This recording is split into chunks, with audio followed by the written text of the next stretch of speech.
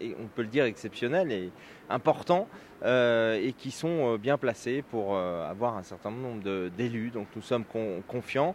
Et puis ce soir, c'était le message que les élus au Parlement européen, qui sont nombreux, vous le savez, pour le Front National, nous avons 23 élus, sont aujourd'hui tous aux côtés de nos candidats dans cette ligne droite pour le deuxième tour. Ils sont sur le terrain dans les différents départements français.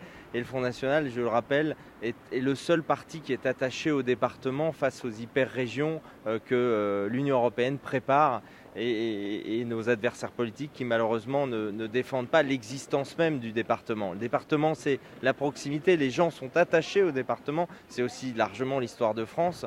Et le Front National est le seul qui, dans la durée, à l'échelon local et aussi quand il sera au pouvoir au niveau national, veut défendre l'existence du département. Aujourd'hui, dans le département, on compte 10 binômes qui sont toujours en lice pour le deuxième tour. Concrètement, par rapport à la moyenne nationale, vous trouvez que c'est exceptionnel justement, ou on est dans la moyenne, on attendait plus? Un score de 25,6, c'est important. N'oubliez pas, à l'échelon national, on part avec un seul sortant en 2011 et aujourd'hui, on a la perspective d'avoir plusieurs centaines d'élus.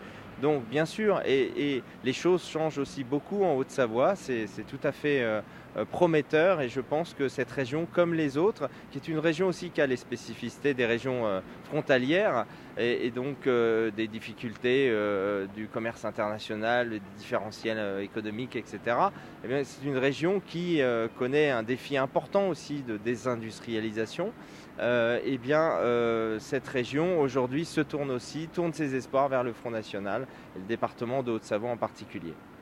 Au cas où la petite question locale, est-ce que vous savez exactement concrètement quel canton, anciennement canton, en Haute-Savoie, vous pouvez vraiment concrètement gagner après ce deuxième Non, je ne vous dirai pas cela parce que ce serait s'engager. Je crois que vous savez, quand on regarde la cuisine, l'alchimie électorale au détail, c'est très très compliqué de prévoir. Je pense qu'au niveau national, nous aurons des surprises. Il y aura des élus là où nous attendions pas forcément et inversement.